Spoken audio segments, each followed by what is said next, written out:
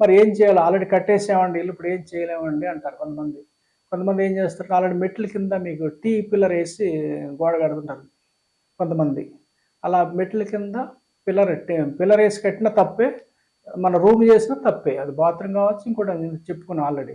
కాబట్టి మరి దానికి ఏం చేయాలి? వీలైతే తీసేయటం మంచిది. పిల్లర్ అయితే తీయలేం గానీ దాని మీద లోడ్ ఉంటది కాబట్టి బ్రిక్ వర్క్ తీసేయగలుగుతాం మనం. బ్రిక్ వర్క్ ఇంటికి అంటింపు లేకుండా చేసినట్టయితే చాలా వరకు దోషం పోతుంది.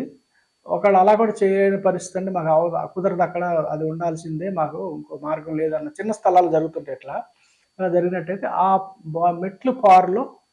మెట్లు వరుసలో ఈశాన్యంలో ఒక పిల్లర్ ఏసి పైకి అంటించాలి స్లాబ్‌కి. అలా అంటించినట్టయితే ఆ దోషం పోద్ది. అలాగే మీకు సౌత్ ఫేసింగ్ అయినట్టయితే దక్షిణంలో మెట్ల పారలో దక్షిణాగ్నేయంలో ఒక పిల్లర్ ఏసి పైన స్లాబ్‌కి అంటించాలి. మీకు పిల్లర్ అంటే పక్కా పిల్లరే ఎయ్యాలి. కనీసం 9 ఇంచ్ అన్న పిల్లర్ ఏసుకోవాలి. మరి రౌండ్ పిల్లర్లు కాకుండా స్క్వేర్ పిల్లర్ ఏసుకుంటే మంచిది. పక్కా బిల్డింగ్ పార్లో వచ్చేయి చేసుకోవాలి. అలాగే వెస్ట్ ఫేసింగ్ అయినట్టయితే పశ్చిమ వాయువులో పిల్లర్ ఏసుకోవాలి. అలాగే ఉత్తరం ఫేసింగ్ అయినట్టయితే ఈశాన్యంలో పిల్లర్ ఏసుకోవాల్సి ఉంటది.